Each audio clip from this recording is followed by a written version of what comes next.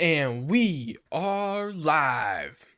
Welcome back to Checkpoint, brought to you by Strictly Casual, your number one show rounding up all the hottest gaming news stories of the week and discussing all the relevant topics you need to know about. I'm one of your hosts, James Walmer, with today my wonderful co-host, best friend, ex-roommate, all of the above, the spiciest meatball in gaming, Vincent DeSantis. What Vincent, is up? Yeah. I'm not going to hand it off to you yet. Okay. I'm cucking you for a second, okay? Take the mic. Audio listeners, thank you so much. You can find us on YouTube at youtube.com/strictlycasual. Please hit us with a rating on audio platforms and sub. It helps us out a lot. What else we got going on the channel? She-Hulk has 2 more episodes. Ryder's doing live watch parties for that. Andor comes out tonight. You can expect a little bit of content for that, I'm sure, eventually.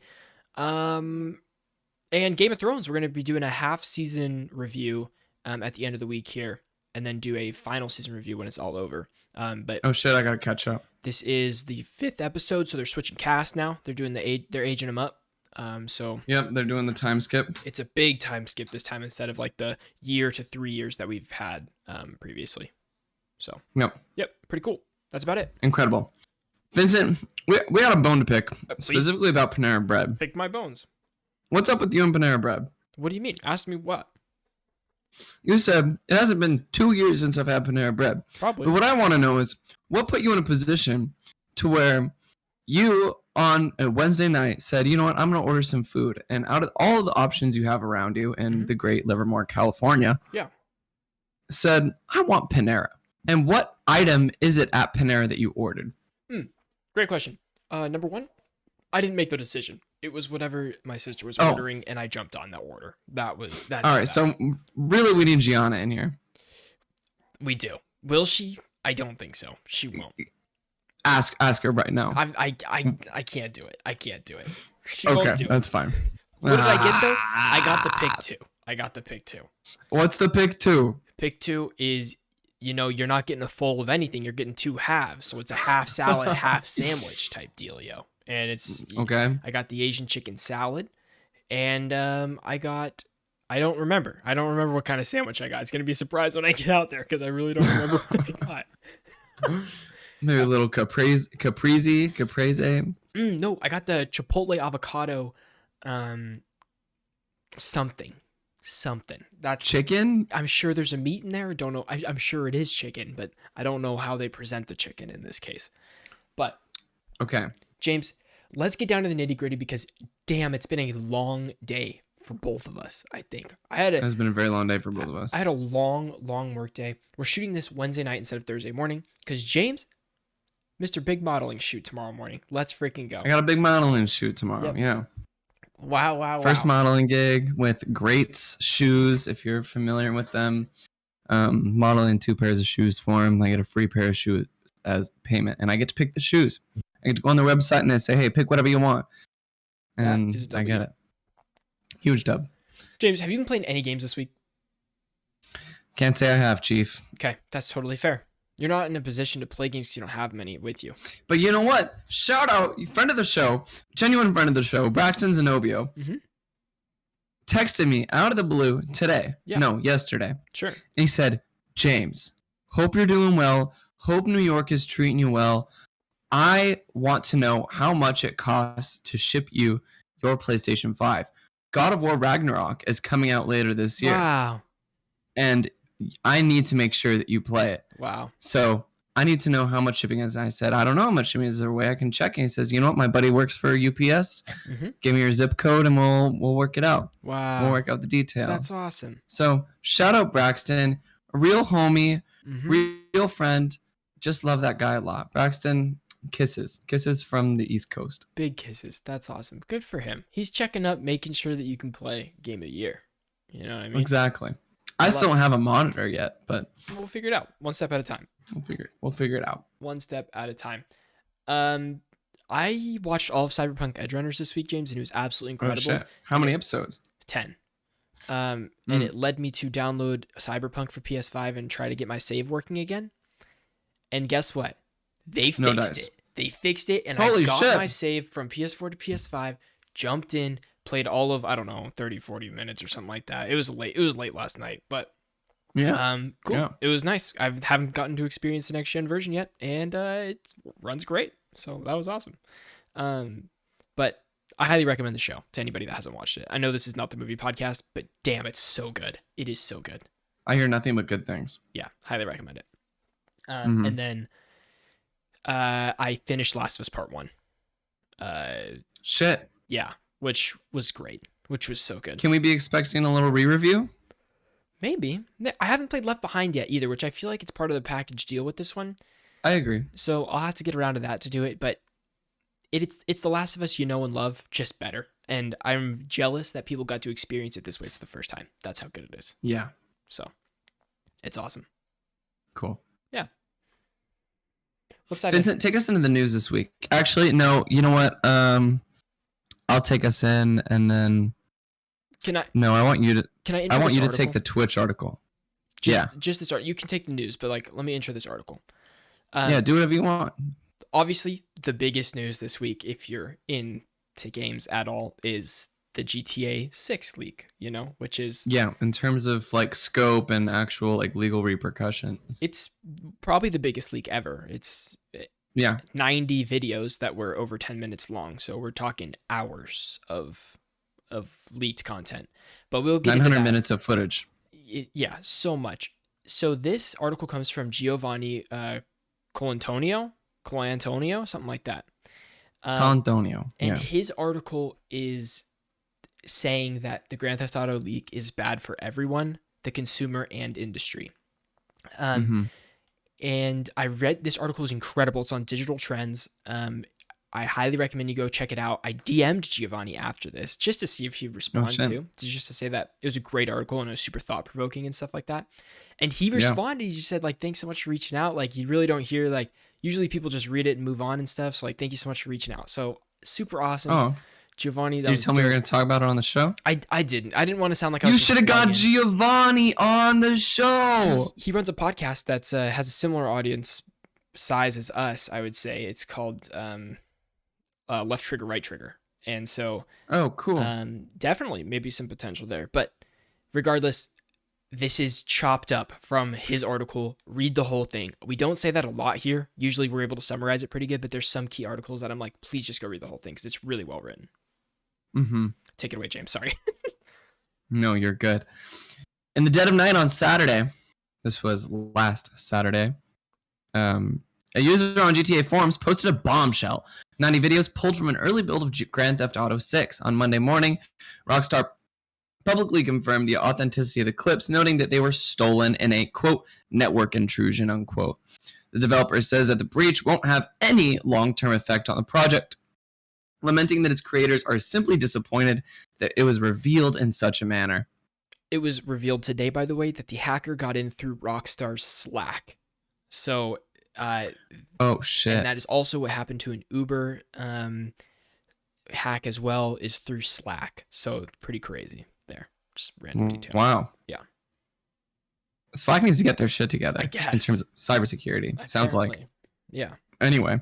While perhaps not much may change for Grand Theft Auto 6's development cycle, the leak has already spurred some heated discussions and reactions and debates. Some have complained about how the early unfinished build looks, well, unfinished.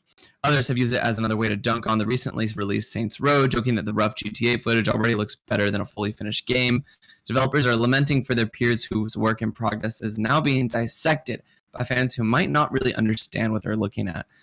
In the confusing aftermath of the unprecedented leak, there's a question that's lingered in my mind for the past 24 hours. This is Giovanni speaking.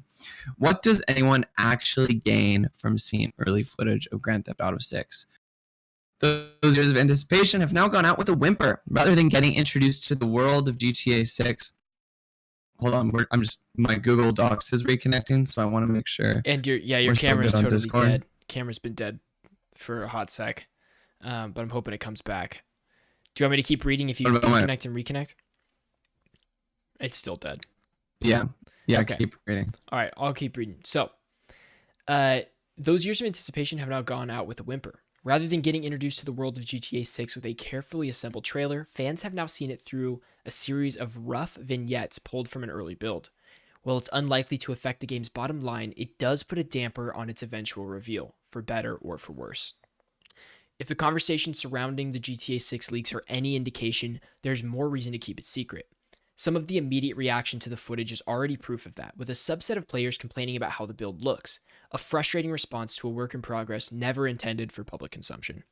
James, take the last one, if you're good.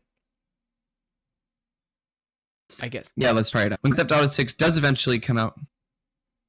You're good. We're good? It's lagging. So I think We're every good? time I say something to you, there's a 1.5 to 2 second delay from when you hear it. So it's like a delayed response back right now because of the bad Wi-Fi.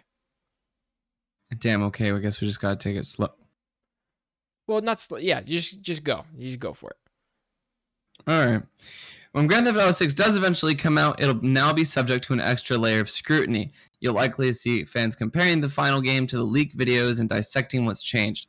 And while that'll be an informative experience for anyone who really wants to see how games are made, it's a potential nightmare for Rockstar depending on how much the release changes between now and then.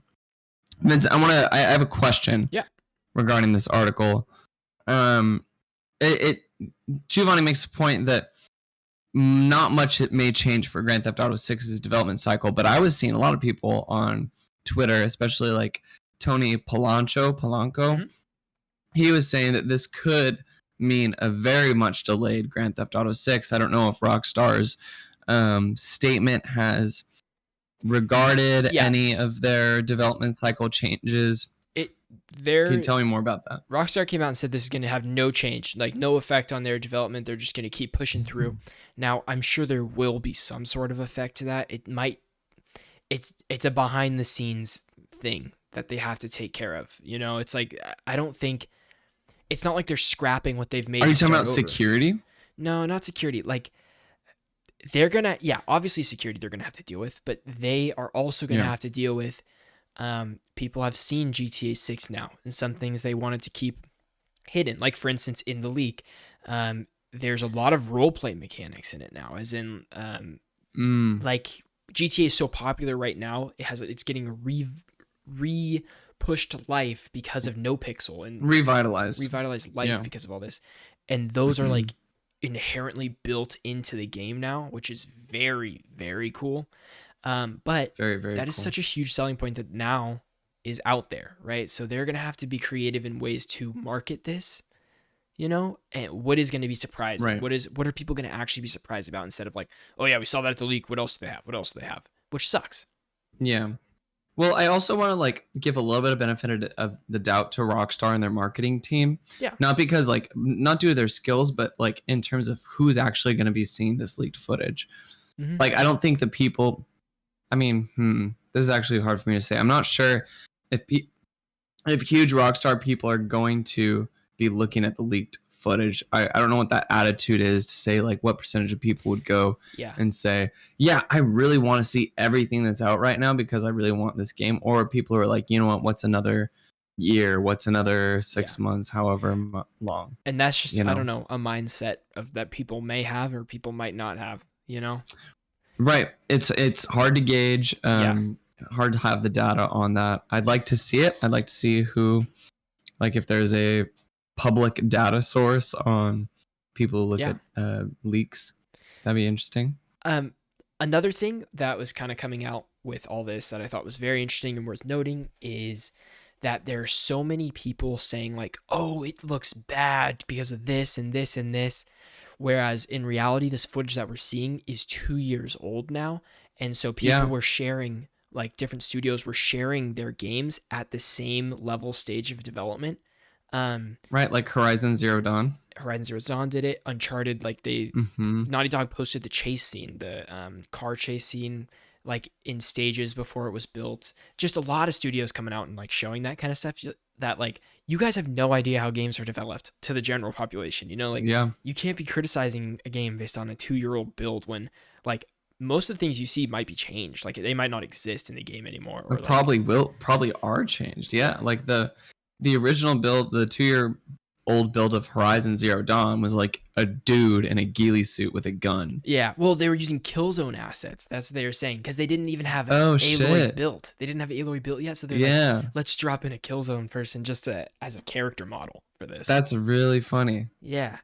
But anyways, I'm bummed for Rockstar that they don't get to show, or they don't get to have that reveal. Make the reveal. Yeah. Yeah.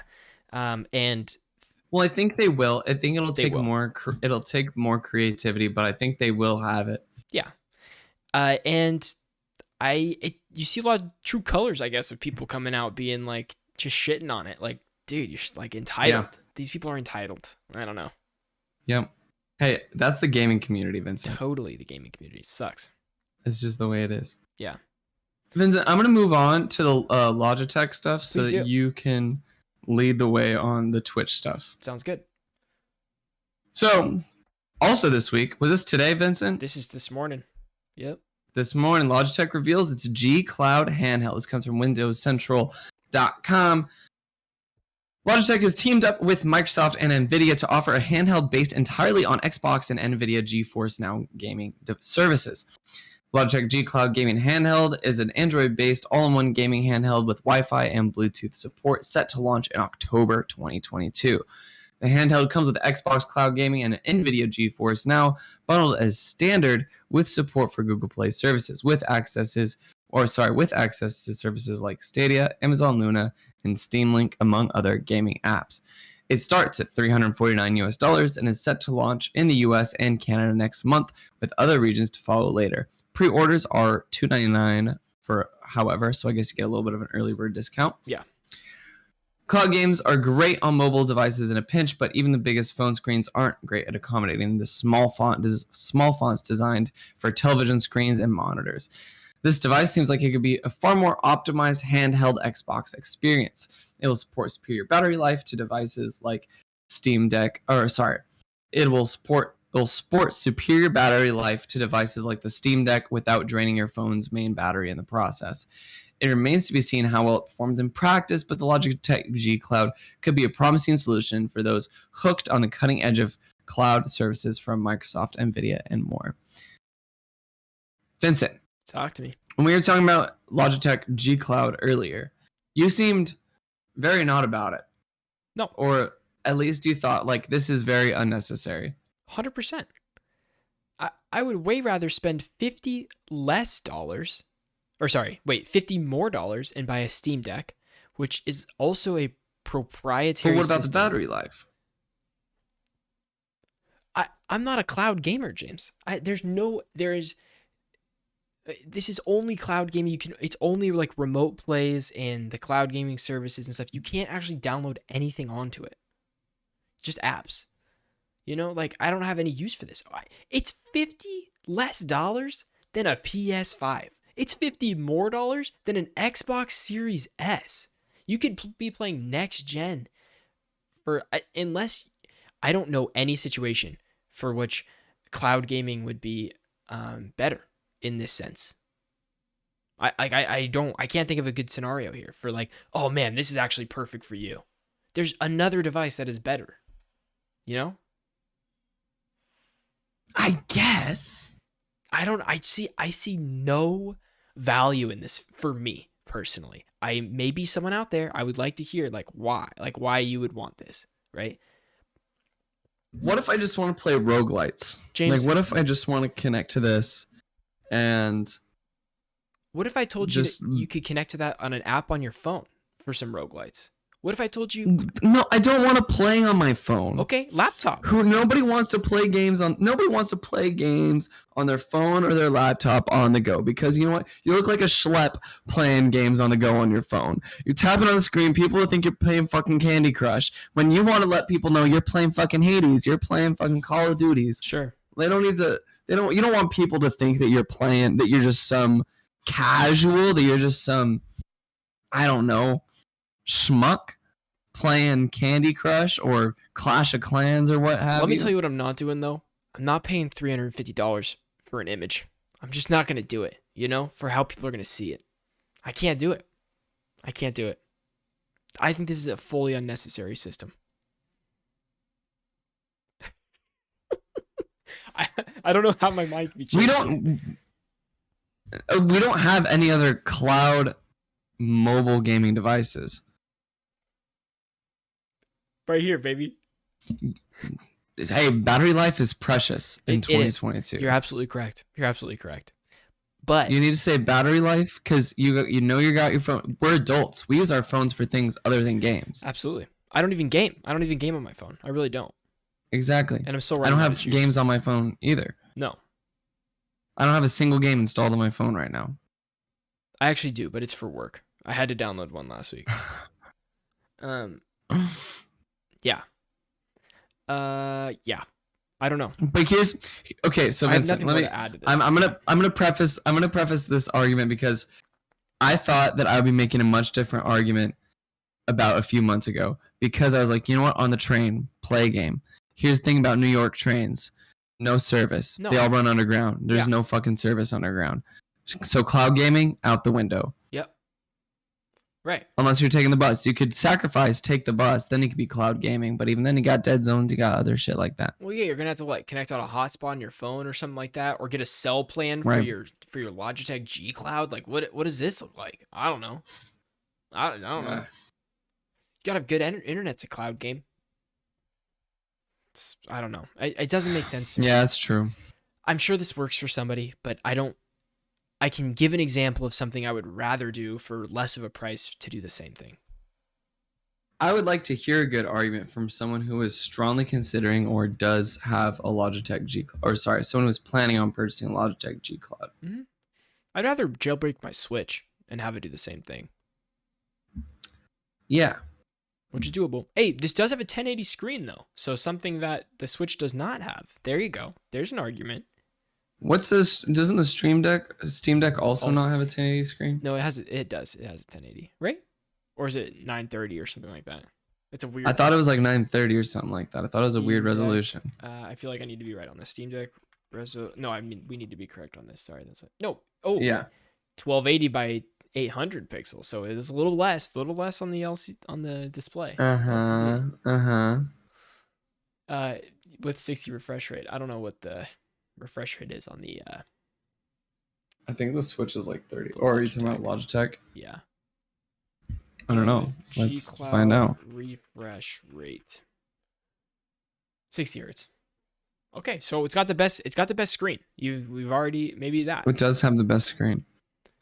We also haven't we don't know anything about terms of like comfortability or like build quality, things like that. Some people have had hands on with it though, but I haven't really heard. Paris does. Yeah. Right. Yeah, go check out Paris if you wanna. Also, it's super light in comparison to the Steam Deck on a weight, level. Yeah. Cool. I don't know. I don't see a need I don't either. But awesome. It looks fun. It looks cool. It's a shoulder shrug with a thumbs up from Vin. It sounds like this is very interesting. Okay, what are you reading? I'll have to talk to you offline about this actually. That's an offline conversation. That was interesting. Okay. Wow. Okay. Wow. Okay.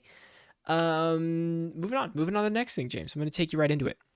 This is our clip, so I'm going to have to edit this out, and we are at 23 minutes right now. Just a mental note. Okay, here we go. We're burning. Oh, we're burning, baby. We're doing great. Okay, here we go. Clip. We got to be on fire. Here we go. I'm on 10, baby. Okay. This week, Twitch has completely fumbled the bag, plus more, and a little rare W that we got as well. But let's start with DL. This comes straight from the Twitch blog, and this is on top of the Twitch drama that's going on. You can go follow up on that, on all the streamers that are, there's these just. I don't even know. A lot of people arguing right now. It's making the whole platform shaky with its top creators. That out of the way, though, we have some Twitch business side of things that are just questionable, I would say. The worst of it is going to hit its top creators right now, and that is the fact that Twitch will not offer a 70-30 split anymore. And if you don't know what that is, that means from revenue that streamers make on Twitch, this is partners, because partners make 70/30. Well, some partners after our last update. That means the creator makes 70% of whatever they make, and Twitch gets 30% of whatever the streamer makes. But Twitch came out and said Twitch is too expensive. They said it's too expensive to run. Therefore, they can no longer afford to only take 30%, and so they will have to take 50% now of those top creators. Crazy. Absolutely insane, especially because that is a push to get that 70/30 split. Like affiliates get the 50%. When you hit partner, it's a big change. It's a big switch, right? But they clarified this even further now. For streamers that already have the 70/30 split, they'll go down to 50/50 after they make $100,000. So they're limiting how much money they can make on the platform. Is that per year or overall? I believe it's an overall. Once they hit 100,000, the 70/30's gone, and now we're at 70/30. Okay. And yeah, they just cite video hosting costs as a reason to move away from the 70/30, which is insane to me. So I have a question. Hit me. Do affiliates also, do they continue to earn 50/50, or does their margin get dropped as well? I believe they continue to make 50/50, but I wouldn't be surprised if that changes because who knows? They've been switching all of their, rules, all of their opinions and things that they've done. But here's the next little piece of this too, is that Twitch bans gambling this week as well. Okay. It's true. But not all gambling, only slots and roulette and stuff like that, websites. Which I didn't know what was going on the platform. Huge market for this. I had no idea. Oh, people love watching people fail, James. People love watching people spend a bunch of money and not making their money back. It's just... Okay, yeah, fair enough. It's the downfall. I see the appeal. Yeah. So this comes from Games Industry Biz, but a Twitch streamer has admitted he'd lied to his fans and fellow influencers when asking for money, raising at least $200,000 to fund his gambling habit. Now, his DMs kind of got leaked, hitting up some of the top creators, James, saying, "Hey, I'm out of money. Can you loan me $1,000? Can you loan me a couple $1,000? Like, I promise I'm good for it." That sort of thing, just to fuel his gambling addiction. Which streamers? It was a streamer. His name is Slicker, Sliker. Abram Mohammed. Oh, who did he hit up for the money? Oh, some of the biggest. XQC, Ludwig. We have Mizkif, I believe. Pokimane. Like, we're talking just, the biggest streamers were all hit with this. Myth. A lot of people declined to give him money, but I mean, some people did. And now this is where it gets interesting. Meanwhile, some streamers, including Felix XQC and Ludwig, they will try to pay people back who were scammed by Mohammed, providing they can prove he took their money, which is fascinating. It's really interesting stuff because gambling, the issue here, James, is that these gambling companies pay the streamers to stream them gambling, like a lot of money. Right. So morally, that gets corrupted as well, with whether you're for or against gambling, because you could be gambling for fun and you can have a gambling problem, and the gray area is huge. Like, there's a huge gray area there, but it can influence a lot of people's spending habits. Scary stuff. Yeah. Now, with all this, James, I need to ask a couple questions. Is the writing on the wall for Twitch? We have had constant battles here for the platform, changing its policies and just pushing their creators to the sidelines with a lot of things. Now, obviously, maybe the stop of gambling, it's a needed win in this case for them, right? But there's too much else going on where it seems very insignificant. Do you think Twitch has a future? Obviously has a future. Do you think it has a long future? I think that's hard for me to say. Like, about a year ago, we were talking about how people were like moving in a mass exodus away from Twitch. People getting signed to YouTube Live and doing their thing over there. Mm-hmm. But I don't know what the growth is like on that platform. Huge. In comparison to Twitch. Really? Some more huge creators have just gotten picked up in the last month. Some big creators. Really? Yep. Absolutely. And with their promises to changes, they're promising to change, and they have roadmaps of improving their stream communities on YouTube. That's promising. However, I think Twitch has cornered a market in Yep. terms of their branding. Like Twitch is known as the streaming platform. Yep. YouTube, while it has streaming, is not. You don't think of it as a streaming platform.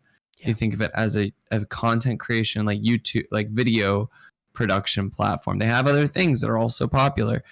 But you're never. I don't know if you're ever going to think of YouTube and think anything that is not primarily for videos, like edited, cut videos. Yeah, I do agree with that. I would say that Twitch right now has the community aspect of, even though Twitch's discoverability is pretty much nothing, it sucks, it's terrible, it's something that people have been asking to be fixed for so long. YouTube has even less discoverability. You cannot find people streaming games. You can find videos of games and stuff like that, but you really have to get in the weeds to find somebody actually streaming something.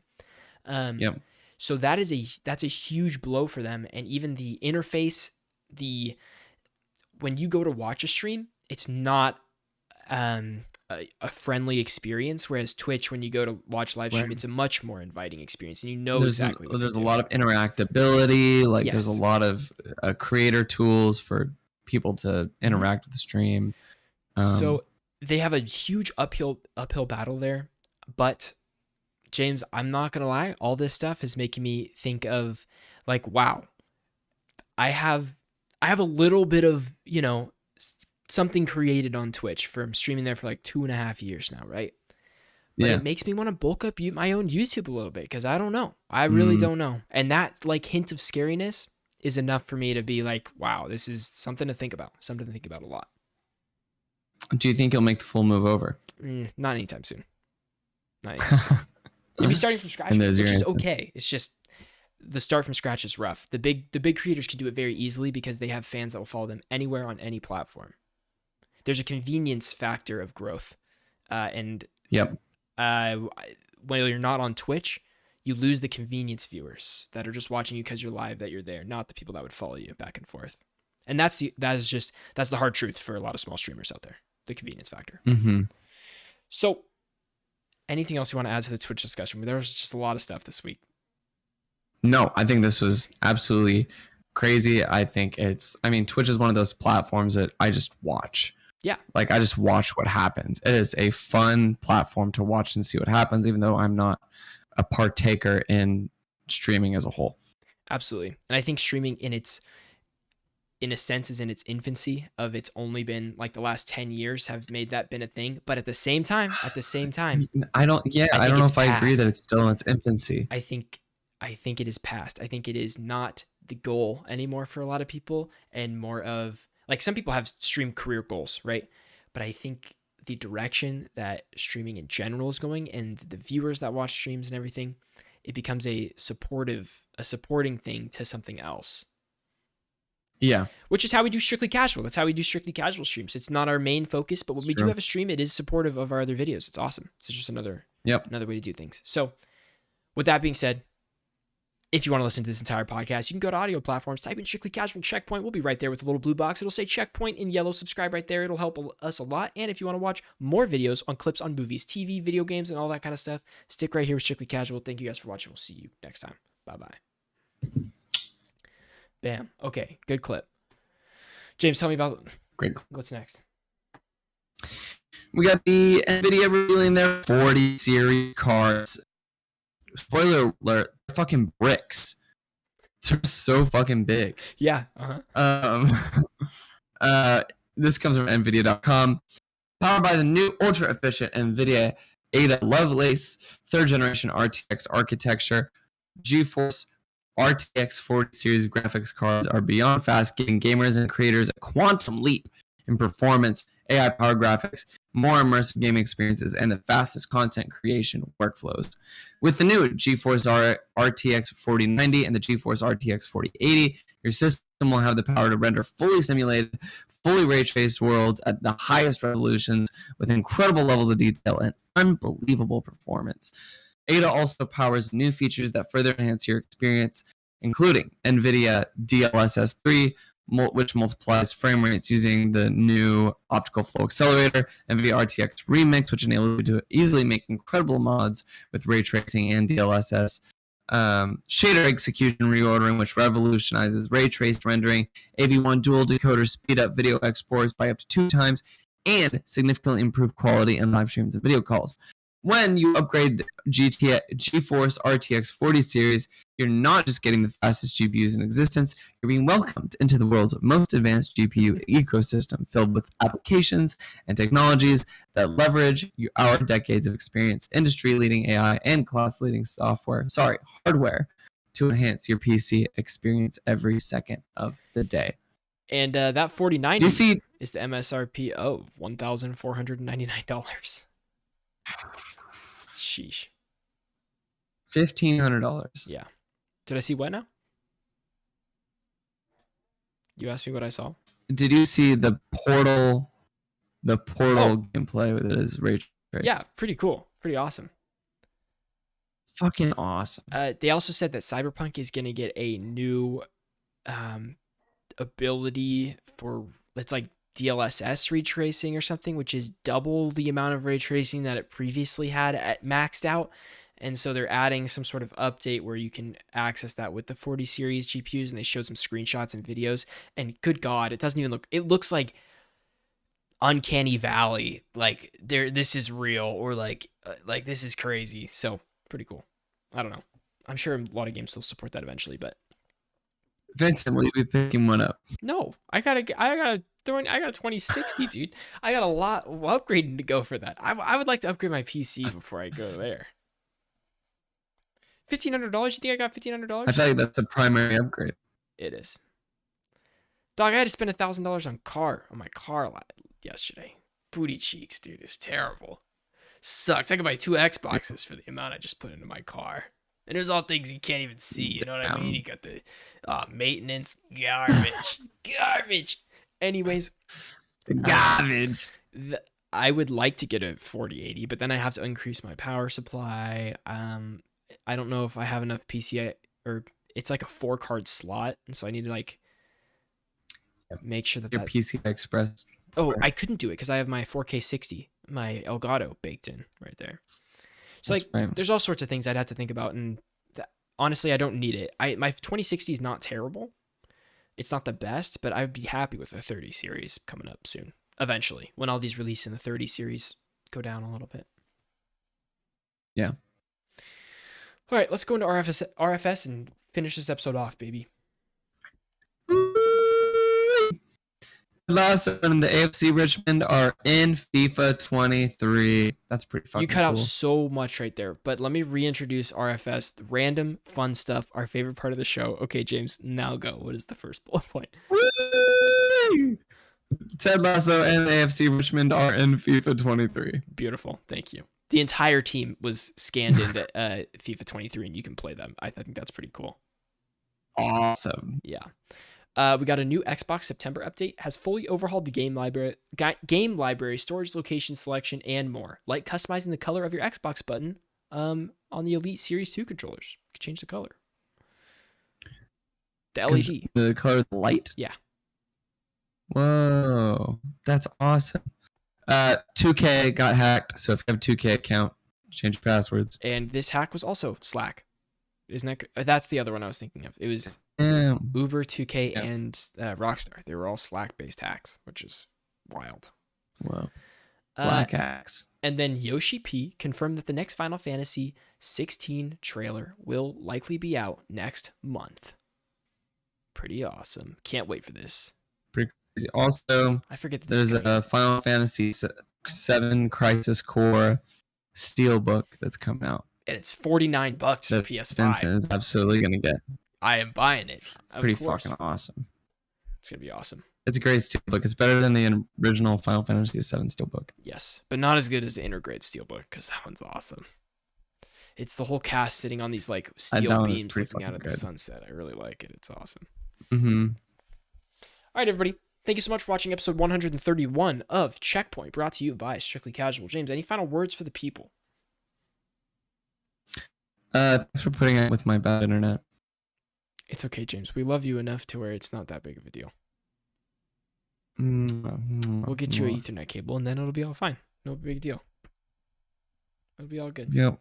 Guys, we'll see you next week for episode 132. See ya.